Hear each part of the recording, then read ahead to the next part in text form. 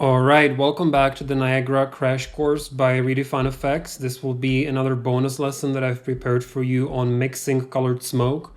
So I've showed you how to make this kind of a blast earlier in the course. So I'll just show you how to make the colored smoke part. I'll show you different ways of coloring the particles using range, also coloring them over time, a few different techniques. So let's jump right into it. So the way the coloring works is the smoke takes on the color based on the particle that is emitting it. So first we need to give some color to the individual particles, and we can do that under initialize particle, color mode. You can set that to direct set and just give it one single color. So we can just make it, let's say, orange. And then we just need to go to our grid master emitter summary and enable color. And now right away, the smoke will take on this one individual color. So I can change that. It updates right away. The next thing you can do is give them a range. So you can set this to random range. And now you can give them two colors. So I can do blue and I can do, let's say, pink. And now the particles have a random color in this range. So you get a mixture of blue, purple, pink. So now, what if we wanted more than two colors, or what if we wanted the color of the particles to change over time? For that, we need to go under particle update, right? Because this is what happens to the particles from the moment they're born to the moment they die. It's under particle update. So we need to create our own parameter. What that means is I'll just click on the plus sign and just click on the set new or existing parameter directly. Let's move this up above the gravity force because the stack here is calculated from top to bottom. And let's click on the plus sign and just search for particle. And we want the particle color parameter, right? So this is similar to what we had a few moments ago, but this is actually updating the color of the particle over time. So instead of just setting one single color, I can click on this arrow now and say color from curve. Now the way this gradient works is the bottom of it is opacity, the top of it is the color. So the opacity here goes from 1 to 0. I actually want it to go from 1 to 1, just stay solid. So I'll double click on this last point and just set it to 1. And now I can change the color over time for the particle from the moment it's born. So let's say it begins blue and then over time it gets white. Right, so let me shorten this again. Right, so it starts blue and it gets white over time, or maybe it can get, again, pink over time.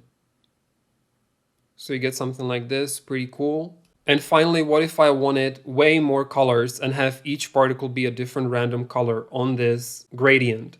Well, I can just, double click to make even more colors. So maybe we can do something like orange and like a green, just so that it's obvious. So right now the particles are being colored based on normalized age, meaning their age from the moment they're born till the moment they die.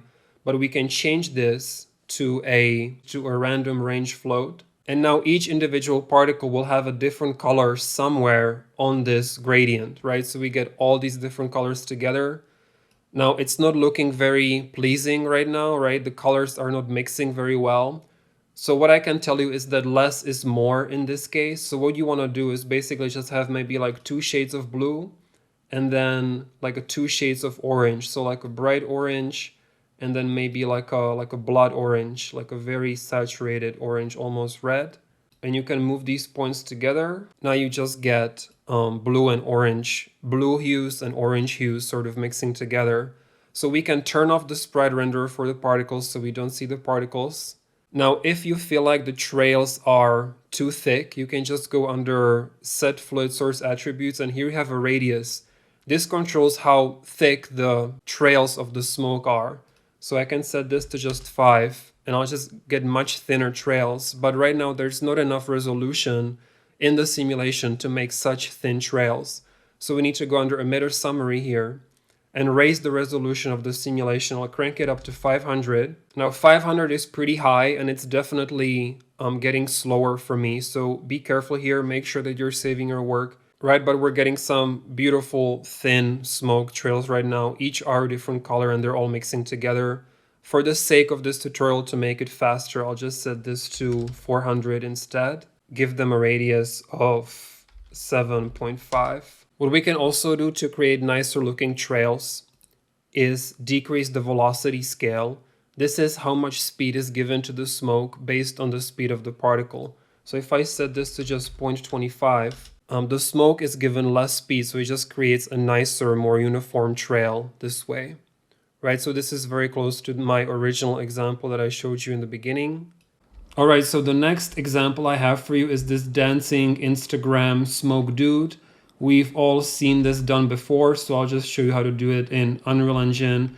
You can see we have the color of the smoke changing beautifully over time, and it's also looping seamlessly. So we are going to emit out of the skeletal mesh and have the particles attached to the character, and then also change the color over time. So again, a bunch of cool stuff to learn here. Let's set it up from scratch. Okay, so I've downloaded this robot hip hop dance animation from Mixamo. Just drop him into your scene and make sure that he's in the very origin of your scene. This is very important. So just set the location to 0, 0, 0.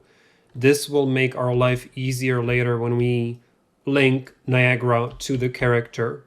And let's just make a new level sequence because we want him to be dancing anyway. Sequences, and just call it SQ underscore dance dude, and drag the robot hip hop dance into your sequencer animation. We want the robot hip hop dance, and you can extend your timeline to cover the entire dance animation and just play it.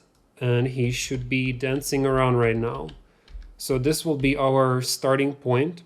And now we can go into our VFX folder as usual. Just right click, Niagara system, empty system. Let's call it NS core dance dude. And again, add emitter, empty. I'm gonna go pretty fast right now because we've covered this several times in the course. I think you know this part already. So I'll just do emitter underscore particles. We want to spawn rate, and let's give a rate of maybe 500 particles. Let's make them smaller as usual under initialized particles, sprite size, uniform, give them size maybe 2. And now we need to give them birth on top of the geometry. So for that, you can just select the character and look at what the skeletal mesh asset is called. So it's called the robot hip hop dance. That's what the skeletal mesh is called. So we can go under particle spawn, and you want to search for reproduction, the initialize mesh reproduction sprite. Let's make sure this is a GPU sim. We're going to need that later for the smoke to work anyway. And for the preview mesh, you can just search for the robot hip hop dance. And here you go. It should update right away. And the particles are now being born on top of the character. So that's a good start, but we need the particles to remain stuck on the character as the character is moving around, right? So when we're talking about something happening over time, we know we need to go into the particle update group over here. So again, plus sign, and I want to once again search for reproduction. And this time I want the update mesh reproduction sprite. And again, preview mesh, search for robot, and I want the robot hip hop dance. And this is it, right? So now the particles will remain stuck to the character, and we can test it just by going back into our level over here. Just drag the NS dance dude into your scene and set the location to the origin, so 0, 0, 0. And you can see that the particles are now being born right on top of the character.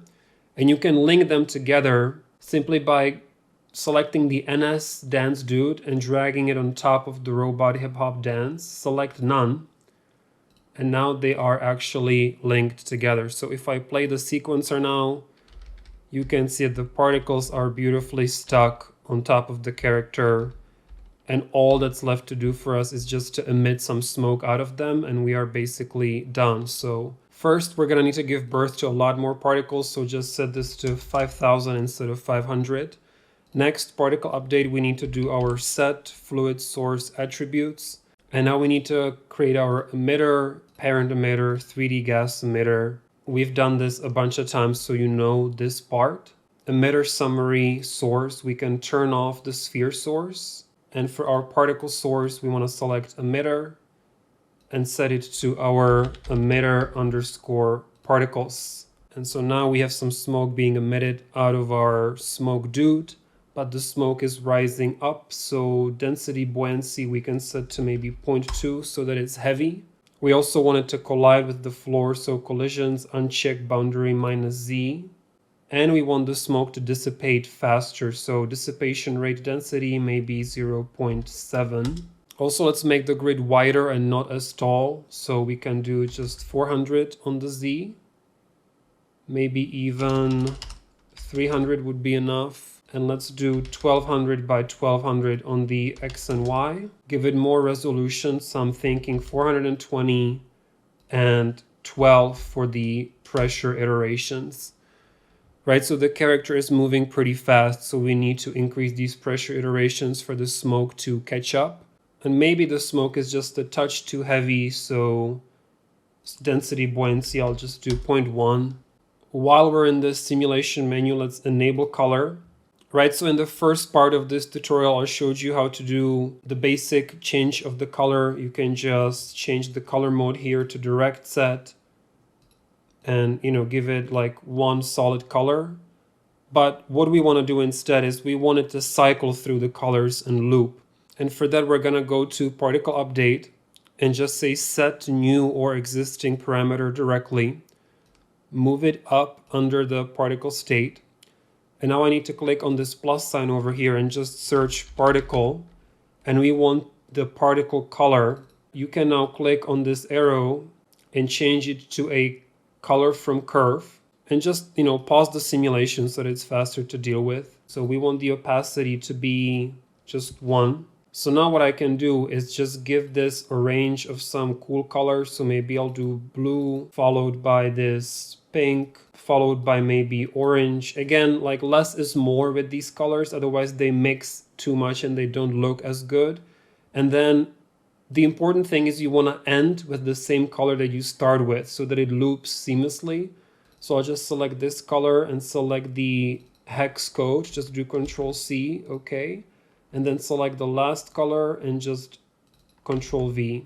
So now when I play it back, you can see the colors are cycling, but it's not correct. They're basically changing for each individual particle and it's all turning into a mess. So that's controlled with this curve index. Right now it's set to each individual particle normalized H. But what we want to do is we want to color them by the system H, right? So that they change over the course of that one loop, which is controlled in the system update. So the loop duration here is 5 seconds. So what I can do is just click on this arrow here and just search for system. And I want the system normalized loop H so that it will cycle through these colors over the course of that one 5-second loop. And now when I play it, you can see it's already beautifully working and the colors are changing for all of the particles together. And it like goes from the blue into the pink, into the orange over here, and then back into the blue, and then it resets back to the beginning. It's a perfect loop. So now I can just go back into my main scene and play our dancing dude sequence. And here you go. It's already working beautifully. Now I think I don't have volumetric shadows turned on for this light. So again, make sure you just search for cast and cast volumetric shadow. Here we go. That looks much better. Right, so we can just turn off the particles so we don't see them. So just turn off spread renderer. And if you want the dude to affect the smoke more, you can just go to your set fluid properties and set the velocity scale to, let's say, 1.5. And now the smoke will be given more speed from the character moving around. And you can also maybe lower the radius of the particles so that they're not so thick. So just set it to maybe 8 instead of 10. And I think that maybe the smoke is just dissipating a bit too fast. So we can go back to our emitter summary and set the dissipation rate to 0.5 and turn off the draw bounds. And here you go. Here's your dancing smoke dude. So definitely, play around with the lighting, with the environment. I think the lighting is making it look kind of worse. It's always a good idea to put the light behind the smoke and just sort of light it from behind. And it makes it stand out so much more. So I hope that you found this little tip helpful with the set color and the cycling of the color loop. Also, we covered how to attach particles to a skeletal mesh using the reproduction sprite, which is super helpful, right? You can just enable temperature, set the character on fire. You can replace the character with a dragon and set any character on fire this way, or do all sorts of cool effects with this. Thanks again for learning with me, and I will see you in the next one.